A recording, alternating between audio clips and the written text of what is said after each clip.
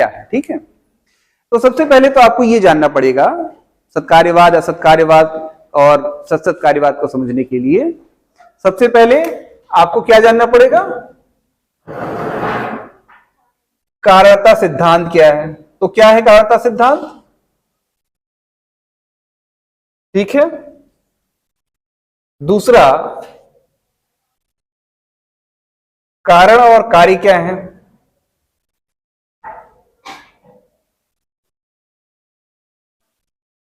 ठीक है। तीसरा, कारण के प्रकार कितने हैं, ठीक है। चौथा, यह प्रश्न कि क्या कार्य अपने उपादान कारण में पहले से विद्यमान है, ठीक है। इतनी पृष्ठभूमि समझ के आप ये समझ पाएंगे कि सत्कार्यवाद सिद्धांत को आपको कैसे जानना है या असत्कार्यवाद सिद्धांत को कैसे जानना है, ये सब सारी, ठीक है। तो चलिए अब एकदम बिंदुवार प्रारंभ करते हैं। देखिए सबसे पहले तो कारणता सिद्धांत के अनुसार संसार में प्रत्येक वस्तु का कोई ना कोई कारण होता है। जैसे दही का कारण है दूध, घड़े का कारण है मिट्टी, ठीक है। फिर यहां पे ये सवाल आता है कि कारण क्या होता है और कार्य क्या होता है। तो अगर कारण और कार्य के बारे में विचार करें तो कारण उसे कहते हैं जो किसी घटना या वस्तु के ठीक पहले आता है, किसी वस्तु या घटना के ठीक पहले। जैसे बारिश अगर हुई तो बारिश के ठीक पहले क्या आता है, बादल आता है, ठीक है। तो कारण पहले होता है और कार्य बाद में होता है। दूध पहले होता है और दही बाद में होती है, ठीक है। तो जो बाद में होता है उसको कार्य कहते हैं, जो पहले होता है उसको कारण कहते हैं, सरल शब्दों में, ठीक है। तो अब कारणता सिद्धांत क्या है, संसार में प्रत्येक वस्तु का कोई ना कोई कारण होता है। जैसे दूध दही का कारण है और कारण कार्य से पहले होता है, ठीक है। इतना जानने के बाद अब देखिए कारण के प्रकार। अब यहां पे ये सवाल आता है कि कारण के प्रकार भी होते हैं। कारण के प्रकार कौन कौन से होते हैं, कारण के 3 प्रकार होते हैं, ठीक है। एक को कहते हैं उपादान कारण।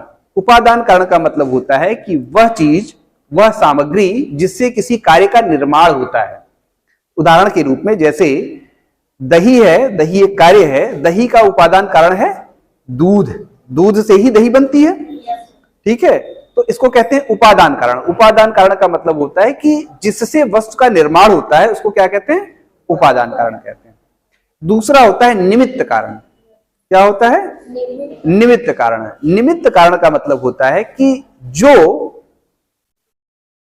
उपादान कारण में परिवर्तन लाता है, जो उपादान कारण में परिवर्तन लाता है और उसको कार्य के रूप में निर्मित करता है, उसको निमित्त कारण कहते हैं। उदाहरण के रूप में जैसे दही का निमित्त कारण है बैक्टीरिया या जामन। अगर जामन को आप दूध में डालेंगे तभी दही बनेगा। इसी तरह अगर हम घड़े का निमित्त कारण जानना चाहें तो घड़े का निमित्त कारण क्या होगा, मिट्टी उपादान कारण है, लेकिन घड़े का निमित्त कारण है कुम्हार। अगर कुम्हार मिट्टी को न वो बनाए तो घड़ा नहीं बन पाएगा। तो घड़े में क्या कौन कौन से कारण है, घड़े के लिए 2 मुख्य कारण हैं।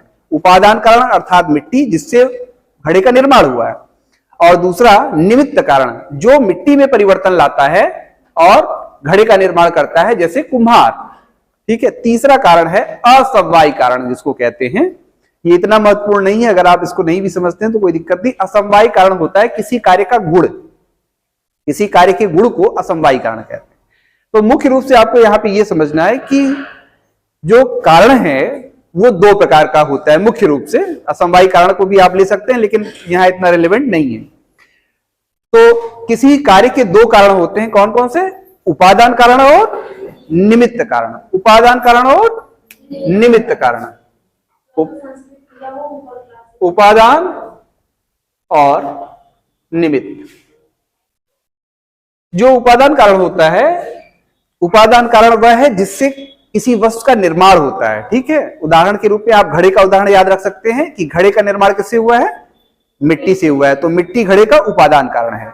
निमित्त कारण क्या हुआ? निमित्त कारण वह कारण है जो उपादान कारण में परिवर्तन लाकर कार्य को बनाता है। जैसे कुम्हार, कुम्हार क्या करता है? मिट्टी को मिट्टी में परिवर्तन लाता है और घड़े का निर्माण कर देता है। ठीक है, तो ये स्पष्ट हो गया आपको कि कारण मुख्य रूप से दो प्रकार के होते हैं।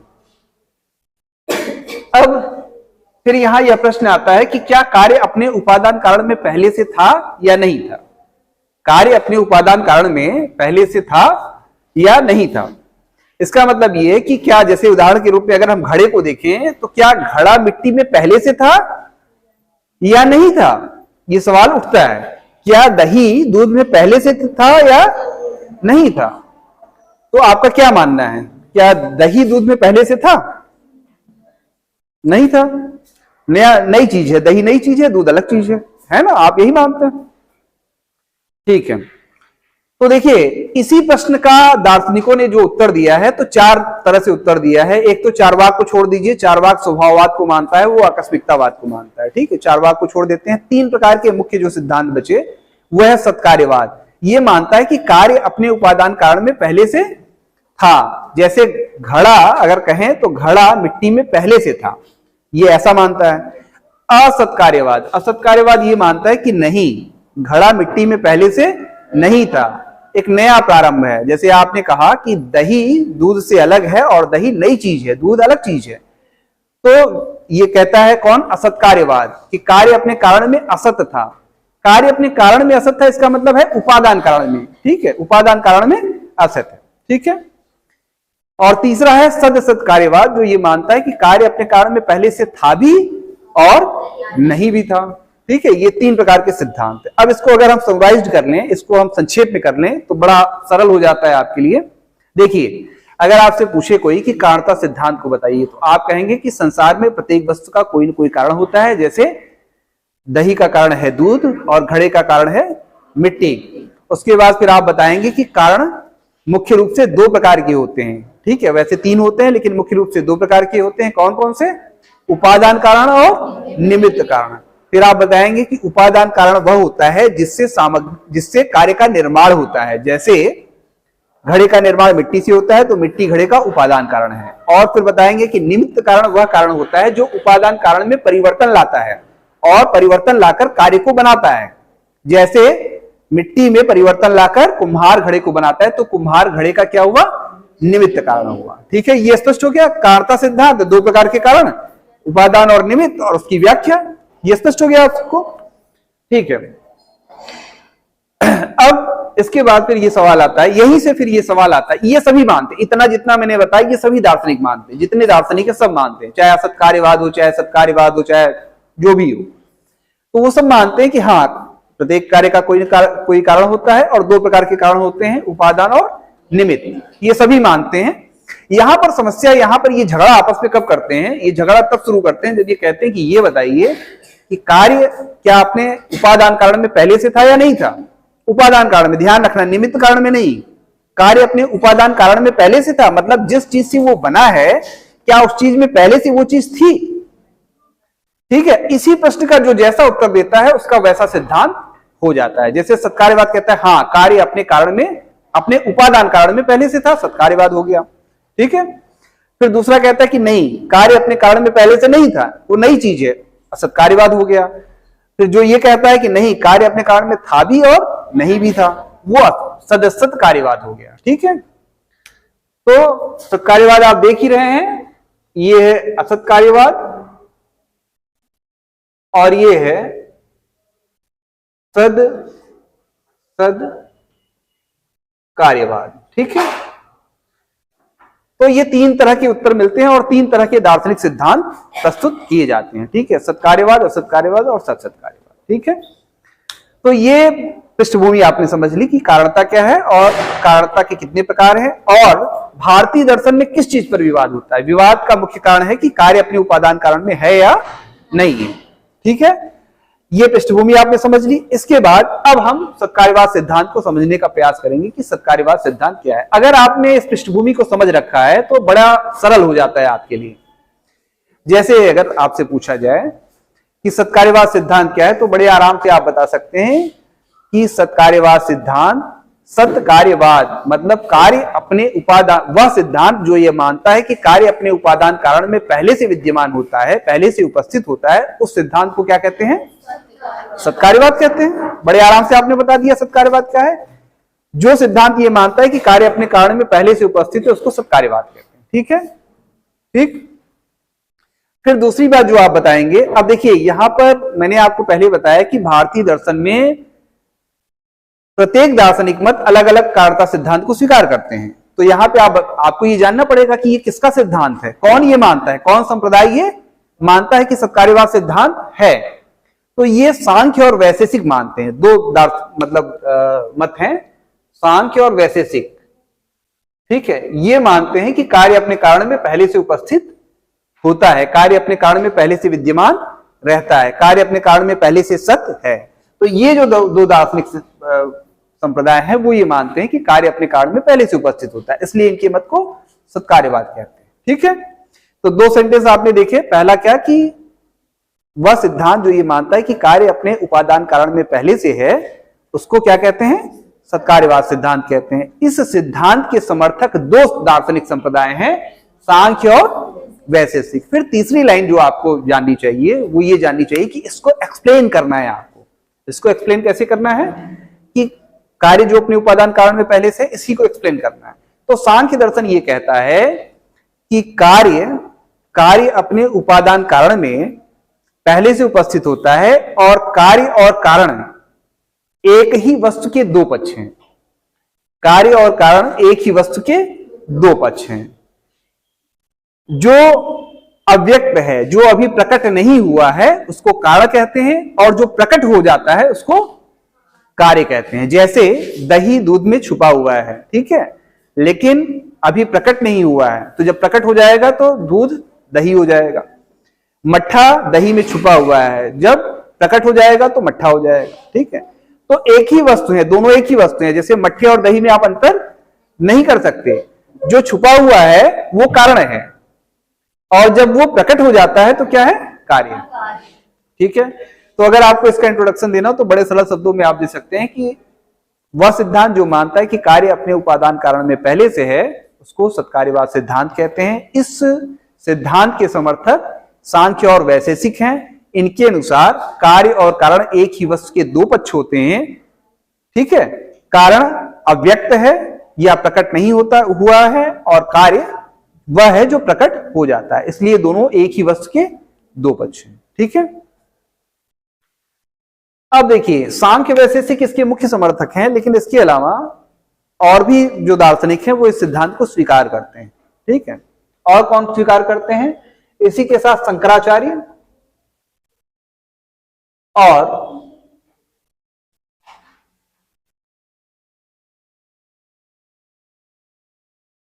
शून्यवाद बौद्ध दर्शन। ठीक है, ये भी सत्कार्यवाद सिद्धांत को मानते हैं। ठीक, तो देखिए अब यहां पर फिर अगला वो कर लेते हैं, अगला पॉइंट क्या हमको लेना है। तो यहां पर सत्कार्यवाद सिद्धांत को चूंकि आपने देखा कि सांख्य वैशेषिक ये मानते हैं, और कौन मानते हैं? शंकराचार्य और शून्यवाद बौद्ध दार्शनिक ये मानते हैं। तो यहां सत्कार्यवाद के दो भेद हो जाते हैं। ठीक है, सत्कार्यवाद के दो भेद हो जाते हैं। कौन कौन से? एक है परिणामवाद। क्या है? परिणामवाद। और एक है शून्यवाद या विवर्तवाद। सॉरी, विवर्तवाद। क्या है? विवर्तवाद। यहां दो प्रकार के सिद्धांत आते हैं, मतलब सत्कार्यवाद के दो भेद हैं, परिणामवाद और विवर्तवाद। अब देखिए यहां पे ये सभी मानते हैं कि कार्य अपने उपादान कारण में पहले से रहता है। ये सारे दार्शनिक मानते हैं, सांख्य वैशेषिक, शंकर और नागार्जुन, शून्यवाद, ये सभी मानते हैं। फिर यहां पे ये फिर प्रश्न करते हैं कि क्या कार्य अपने उपादान कारण का वास्तविक परिणाम होता है या भ्रम? विवर्त मतलब होता है भ्रम। विवर्त मतलब क्या होता है? भ्रम। अब यहां पे ये लोग कहते हैं कि क्या कार्य अपने कारण का वास्तविक परिणाम होता है या फिर भ्रम होता है। ठीक है, तो जो ये मानता है कि कार्य अपने कारण का परिणाम होता है उसको कहते हैं परिणामवाद, जो कहता है कि कार्य अपने कारण का परिणाम नहीं है, केवल भ्रम है, उसको कहते हैं विवर्तवाद। जैसे अगर परिणामवाद के बारे में बात करें तो परिणामवाद ये कहेगा कि दूध दही में परिवर्तित हो जाता है, उसका परिणाम है, दही दूध का परिणाम है।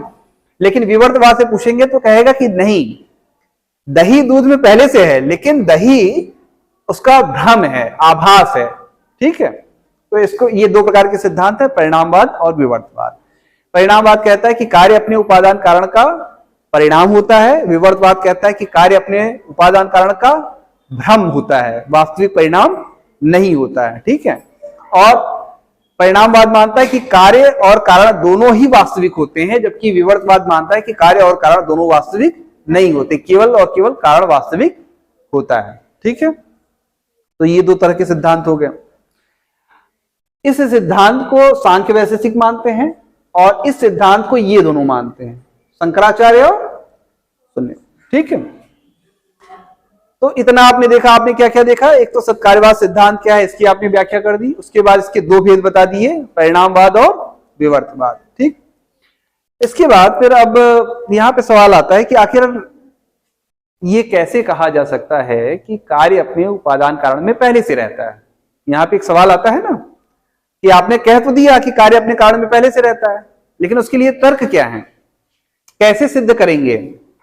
जैसे अगर आपसे पूछा जाए कि ये क्या सिद्धांत सही है, तो आप कहेंगे सिद्धांत सही नहीं है। क्यों सही नहीं है? क्योंकि आपके हिसाब से दूध और दही अलग अलग चीजें हैं, दही खट्टी होती है, दूध खट्टा नहीं होता, तो आप कहेंगे दोनों अलग अलग चीजें, तो ये ऐसा क्यों कह रहा है ना? इसके लिए इसके पास क्या तर्क है? तो ये एक श्लोक बताता है, ये कहता है असद करणात उपादान ग्रहणात सर्व संभवा भावात सक्तस्य शक्य करणात कारणा भावात कार्यम। इसका मतलब है, ये मतलब इस श्लोक में 5 तरह के तर्क हैं। ये 5 तर्क कौन कौन से हैं? असद करणात, असत्य से सत्य की उत्पत्ति नहीं हो सकती, असत्य से सत्य की उत्पत्ति नहीं हो सकती। इसका पहला तर्क ये है कि ये बताइए, अगर कोई चीज पहले से नहीं है, उससे कोई चीज उत्पन्न नहीं हो सकती। जैसे मान लीजिए कि अगर एक वृक्ष है, अगर एक वृक्ष बीज में पहले से नहीं है तो उसकी उत्पत्ति हो सकती है? जो है ही नहीं उसकी उत्पत्ति कैसे हो सकती है? जो है ही नहीं वो दिख कैसे सकता है? अगर बीज में वृक्ष छुपा हुआ है ना, तभी तो बीज से, जैसे देखिए आम का बीज होता है, आप बोते हैं तो आम का पेड़ निकलता है, इसका मतलब है कि आम के बीज में आम का पेड़ छुपा हुआ है ना। ठीक है, तो असद करणात, असत्य से सत्य की उत्पत्ति नहीं हो सकती, जो है ही नहीं उससे कुछ उत्पन्न नहीं हो सकता, जो सिद्ध करता है कि कार्य अपने उपादान कारण में पहले से है। उपादान ग्रहणात, दूसरा तर्क वो ये देता है कि जब भी हम किसी कार्य को करना चाहते हैं, किसी कार्य को प्राप्त करना चाहते हैं, तो हम क्या करते हैं, एक निश्चित सामग्री लेते हैं। जैसे अगर हमें दही जमानी है तो हम क्या करेंगे, हम दूध लेंगे। ऐसा तो नहीं कि आपने कहा कि अगर दही जमानी है तो हम पानी में जामन डाल दें और दही जम जाए, तो हम दूध ही क्यों लेते हैं? क्योंकि दूध में छुपा हुआ है ना।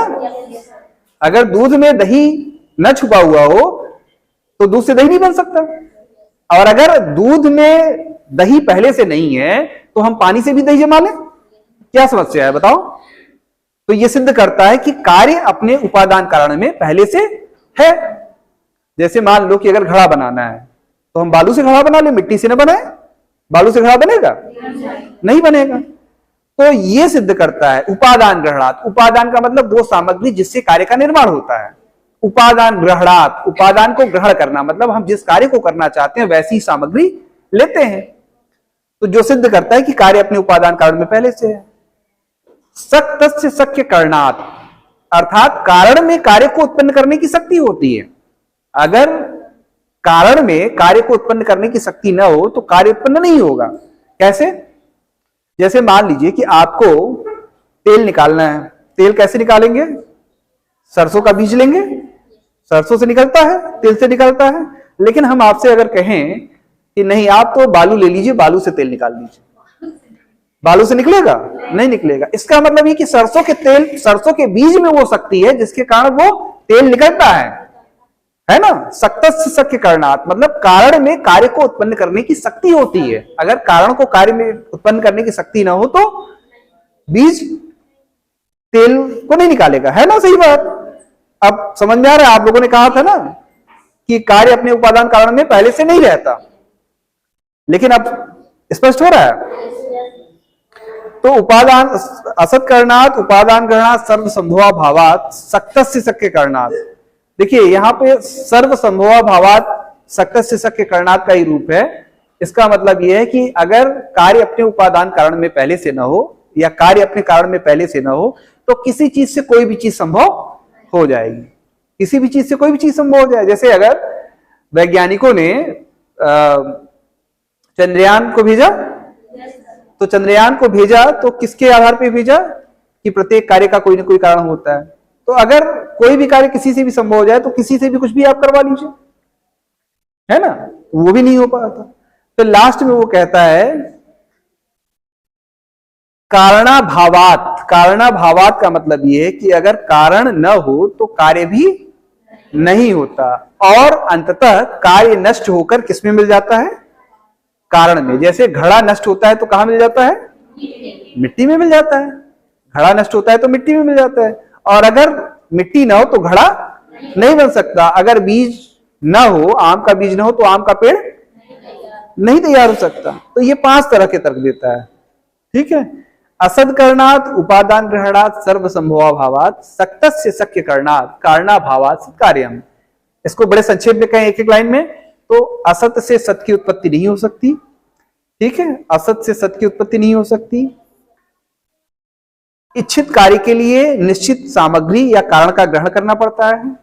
अगर कार्य कारण में पहले से न हो तो किसी भी कारण से कोई भी कार्य संभव हो जाता। चौथा, कारण में कार्य को उत्पन्न करने की शक्ति होती है। और 5वां कि कारण के अभाव में कार्य भी नहीं हो पाता, और कार्य नष्ट होकर अंततः कारण में मिल जाता है। जो ये सिद्ध करता है कि कार्य अपने उपादान कारण में, कार्य अपने कारण में पहले से उपस्थित था, ठीक है। तो ये सांख्य दर्शन इसके लिए ये सारे तर्क देता है। तो अब आप सभी सहमत हैं? टाइम हो गया क्या? ठीक है, तो फिर यहीं पे रोक दें, और नेक्स्ट क्लास में, अभी ये समाप्त नहीं हुआ है, अभी इसके पीछे और भी हैं, तो नेक्स्ट क्लास में हम इसको देखेंगे, ठीक है। समझ में आया ना? इसको अपलोड कर देंगे, इसको देख के आइएगा। अभी ये पूरा नहीं हुआ है, अभी इसको एक लेक्चर और लगेगा, कम से कम 1 या 2 लेक्चर लगेंगे, ठीक है।